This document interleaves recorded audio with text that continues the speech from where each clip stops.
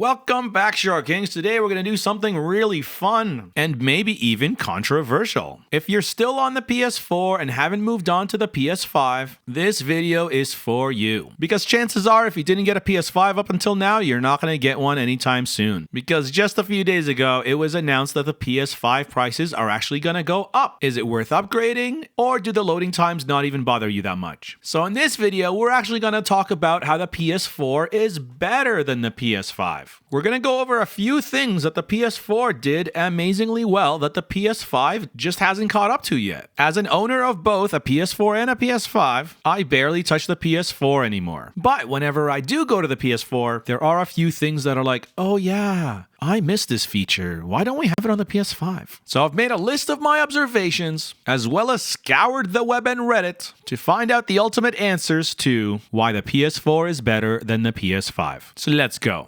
Alright, let's get this one out of the way. Everyone's been asking for it. It's the one thing we miss on the PS5 that we used to have on the PS4. Let's take a moment to appreciate it using only sound.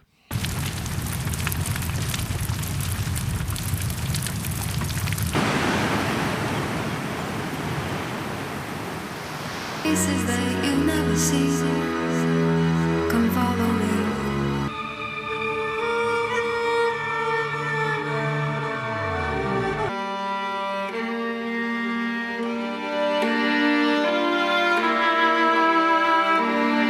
That's right, themes, home menu themes, menu themes. We used to be able to customize what our menu system would look and sound like whenever we booted our system. We still don't have this on the PS5. Not only was this a great splash page on the background, but when you went into the menus, the theme was there as well. The background changed, the music changed, the dynamic themes had movement and characters. And if you look closely, even the icons themselves changed. It was such a simple customizational option that Sony completely abandoned. It was like going from MySpace to Facebook. These changes made every PS4 for every user seem completely custom tailored just for them. And these changes were in all the menu settings too. And just because we had our 30th anniversary this year, here is what the 10th anniversary theme looked like. And this one was the 20th anniversary theme that had the classic PS1 vibes and icons. So good. I wish we still had this. It's such a simple change, but it brings so much joy to the PlayStation owners. I don't understand why they took this away. The technology is literally right there. Are they saving themes for the PS6 and gonna skip the PS5 generation entirely? Why are they holding it back like that? I mean, they're literally losing out on money. Think of how much money they could make with pre-orders. Because all the themes I showed you so far were free, but premium options did exist. There were exclusive pre-order themes and limited time offer themes. It was a great and easy way for studios to make extra money on their games. I imagine this would be super helpful for games that are on PS Plus, especially day one drops, because they're losing out on so many sales. This would be a really nice way for them to make extra money from the people who really love the games and wanted to show their support. Okay, so for those of you who never had themes back then, let me just show you quickly how to get them. So you go to settings, go down to themes. It would show you a few basic themes just with color options at first, but you could get more through the PlayStation Store. So there was literally a button that said find in the PlayStation Store. After that, you'd see premium and free themes. You could choose to just show you the free themes, and you just scroll all day long and installing themes for free. It was as simple as that. So why is it so hard for PlayStation 5 to come up with this? I mean, the theme store is even active until this day on the PS4. It's not like it's gone somewhere. So come on, Sony, give us a break. Give us our themes back. We all have been dying for them. It's been years already. We thought this was going to be the default option when the PS5 dropped. So themes is probably one of the #1 reasons why the PS4 is better than the PS5. And while we're on the topic of themes, this week PlayStation announced that the next system software will bring back the classic console UI customization. Does this mean we finally get themes? Well, not really. Remember during the 30th anniversary, where you can make the PS5 look and feel like the PS1, 2, 3, and 4? Well, due to overwhelmingly positive response, they're gonna bring that option back. But again, it's just limited to the classic console themes. How long will it stay this time? Who knows? But hey, it's better than nothing.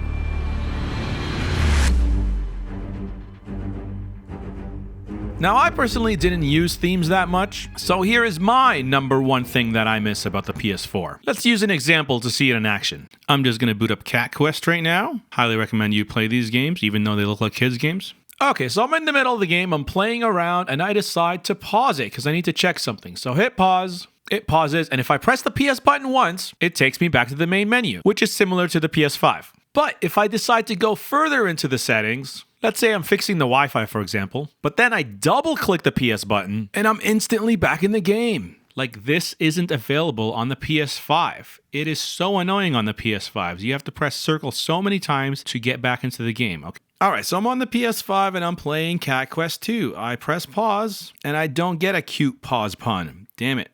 Already losing. If I press the PS button once, this comes up. Okay, so this was opposite. So on the PS4, you have to hold the PS button for this menu to come up. So this is where you go and turn off your power and stuff like that. But what happens if I double click it? Discovery tab. I don't know what that is. I don't want it. If I hold the PS button, I finally go to the menu. If I hold the PS button again, you'd think it would go back, but no, it doesn't. If I press the PS button once, again, this sub menu comes up. Okay, what if I double click from here?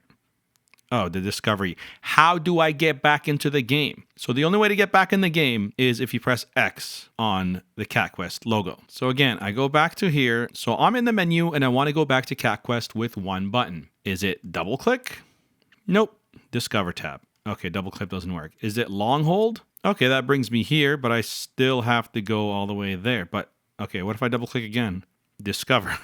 What if I long hold? Nothing. What if I press? Nothing. So there's no way for me to go back to that sub menu again. So I'm in here, I'm playing with video output. I want to just go into the game and come back to see if it changed anything. So I have to go all the way back to Cat Quest and press X to go into the game. And then if I want to go back into the menu, here it is. I have to go all the way back and find the exact menu I was in. It totally forgot where I was. How are we so backwards? Okay, the best we could do is to go here to the Switcher app. And in the Switcher app, we can select resume game. Look how many button presses that is. That is so dumb. How do I go back to my menu? Nope. It's not a long hold. Is it a double click? Nope. It's not a double click. So there is no way for me to go back to my menu or sub menu on the PS5. Like, this is a thing that we had so easily accessible on the PS4. This is the most basic function of any operating system. The most basic UI design. Switching back and forth between apps. Alt-Tab. Imagine you didn't have this on your phone and you had to restart each app from scratch every time you wanted to go back and forth. So again, I double click, instantly back to the game. And from the game, double click back to the menu. Okay, double click back here. If I press it once, I'm back on the main menu. How do I go back? There is no way for me to go back and forth between the game and the menus, even using their stupid Switcher app, which is the dumbest thing in the world. Like, nobody uses the Switcher app. Why did they get rid of this? Here's the thing. Even though I was on the menu, if I double click again, it remembers where I was. It remembers that subsetting I was in. I wish we had this on the PS5. How did we get rid of this? So this works going from the sub menu to the main game, but it also works going from the sub menu to the main menu. So let's say I'm in theme. If I press the PS button, it brings me right back. I press it again, I'm back to the menu. This saves so much time, and I can't believe the PS5 doesn't have this.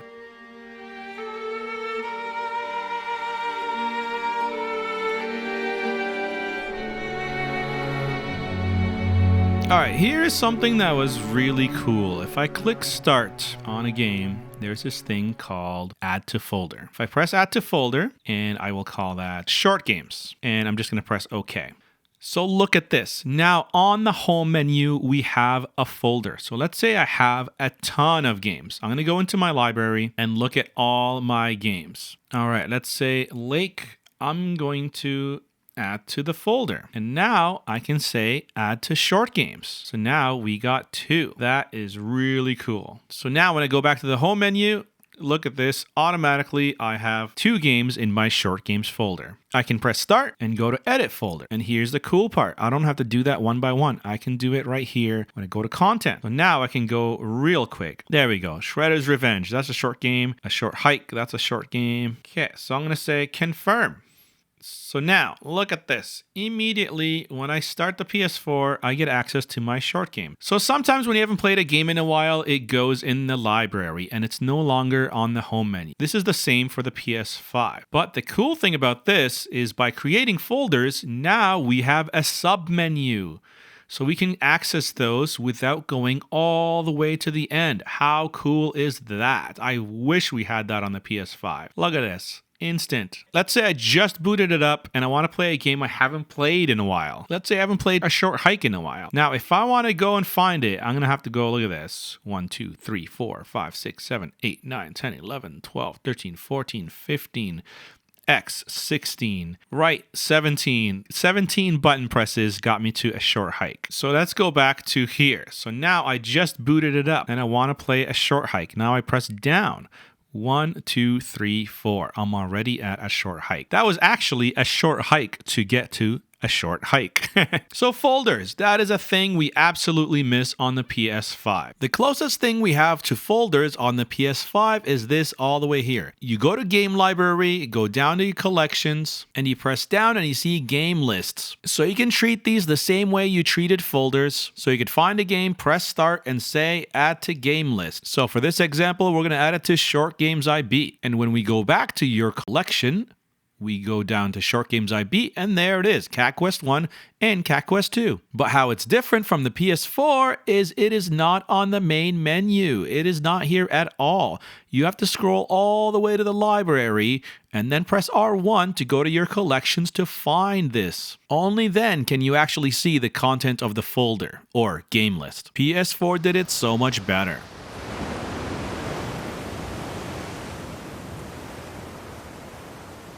Okay, this next one is probably the biggest selling point. Everything up to this point has been aesthetic preferences and UI customization options. Just the look and the feel of how the PlayStation looks when you load it up. But this one is huge because it concerns what games and how many games you can actually play at one time. And that is this bad boy right here. External hard drives, HDDs. On the PS4, the system treated external storage just like internal storage. You could play any game on external storage that you could play on internal storage. I did a whole video about this when Fallout came out, and the speeds were pretty much the same when comparing external HDDs to internal PS4 storage. Now, you could even speed up the performance and loading times by plugging in an external SSD, a solid state drive. I know it sounds scary, but these are way less complicated than taking apart your PS4 and replacing it with a solid state drive. Yes, it'll improve your speed, but that's not what we're talking about here. That's too complicated. We're talking about external SSD, something you buy that's fairly cheap that can not only increase your storage and allow you to have a bigger library with more games, but also as a bonus improves performance and loading times. And the best part is all you do is you just plug in the USB. There is nothing technically complicated about this upgrade. Once you downloaded something, it was there for good. You had it sitting in your external storage forever. You didn't have to play this game of constantly deleting games to make room for new games coming in. You could even get a 4 terabyte external HDD for a decent price. There was no need to re-download every time you wanted to play the game that you forgot about. And that's where the PS5 suffers. If you want to play a PS5 game, it has to be on the internal storage. You cannot play PS5 games off of external storage. It doesn't matter whether it's HDD or the much faster SSD, that USB cable is gonna be the bottleneck. The required speed for PS5 games is just too much to handle. Now, you can still play the PS4 games that were from the PS4 storage, but the PS5 games are out of bounds. You can totally move your PS5 game from your console storage to your external storage, but that game will not be playable until you move it back to your internal storage. So since most PlayStation 5s come only with a terabyte of storage, that doesn't leave much room to own many games at the same time, especially if they're PS5 games. So upgrading your internal storage with an M.2 SSD is going to be mandatory in a year or two. And the bad news is the prices for those have not come down. Even the older models are way more expensive than they used to be a few years ago. So the freedom of playing games off of external storage was a huge win for the PS4.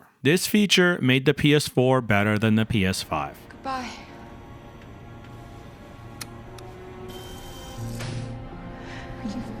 kidding me? Okay, this next one is kind of huge, but really hidden. Maybe not a lot of people know about this. But on the PS4, you can save your saved data and back it up to USB drives or even flash drives. And then you could plug them into a different system or just to save them for later. But on the PS5, this feature is restricted to only PS4 games. So for PS5 games, the saved data cannot be backed up onto USB drives or storage. The PS5 game saves can only be backed up via cloud storage, which requires a PlayStation Plus subscription. Boo. I know that's a very short one, but it's a very important one. It's huge. Think about it. All the games that you've saved playing on the PS5 while having a PS Plus subscription, if you stop paying for a subscription and cancel PS Plus, all your saved data is gone. That is insane. Why is no one talking about that?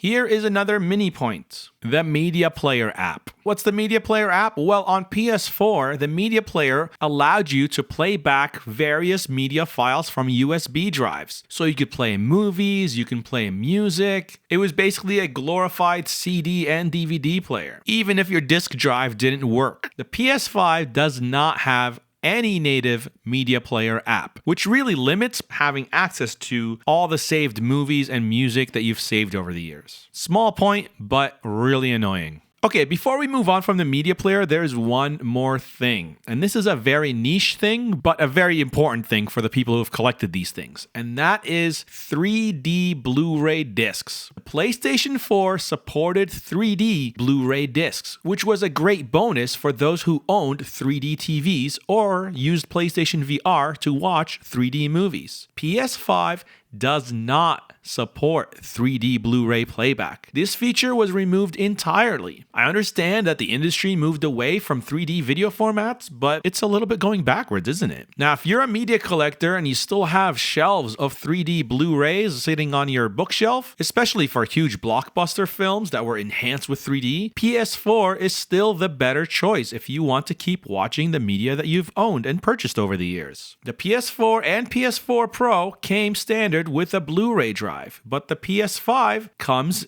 in the standard edition, which does have a 4K UHD Blu drive, but it also came with a digital edition, which has no drive at all. So if you go with digital with the PS5, you're going to be giving up all disc-based media. So although the PS5 supports 4K Ultra HD Blu-ray, the PS4 actually has more overall versatility when it comes to media playback, especially with 3D Blu-rays, and it guarantees physical media support regardless of the model. Now, speaking of the digital edition of the PS5, because I made the unfortunate decision to go with that one because it saved me $200, the later released disc drive for the PS5 digital edition console only works with the Slim edition, not the original PS5. You can never play those games, and that is a huge disadvantage. Almost insulting, really. Okay, this is a weird one because it has good and bad attributes. Here's a scenario. You and your friends play GTA 5 on the PS4. You've got a squad, you play every week, whatever. And you go out and you decide to buy a PlayStation 5. Now, when you get the PlayStation 5 and you go back to GTA, you can totally play GTA 5, the PS4 version. And you'll benefit from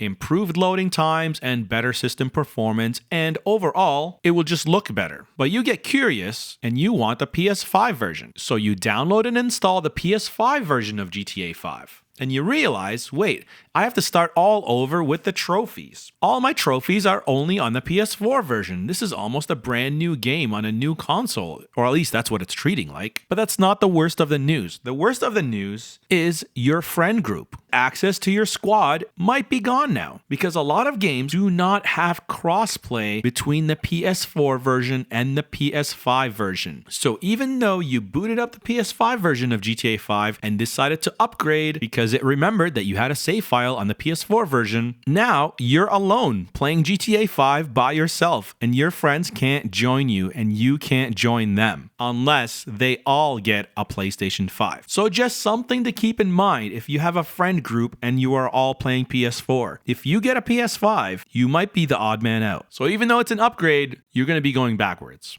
Okay, this is a smaller one, but still very important, but I understand why it's not there. A fully functional internet browser. The PS4 had an internet browser that could be accessed from the main menu. It was a bit archaic to use, but at least they let you use it. Now, the PS5 does have a built-in browser, but it is hidden and they hate it when you access it. There was a way, and don't try this at home, to text yourself a link to Google through the PS app that would open up the internet browser and allow you to browse things. This was amazing for me because it allowed me to watch YouTube and play PlayStation games at the same time by doing like a picture-in-picture split screen mode. I can't believe they didn't push that feature, but because they had such big fears about jailbreaking the PS5 and clicking links you're not supposed to, they not only removed the internet browser functionality, but now they have been banning people from using links inside of chat. Now, a lot of users don't even want to use the internet browser when it comes up because they're afraid their accounts might be banned for trying to use the most basic of internet features. So if that's not a loss, I don't know what is. The PS4 was definitely better in this regard. I've got 10 more points, but we're already 20 minutes into the video, so maybe we'll have to make this a two-parter. So let's end it with a feature that the PS5 will definitely not have.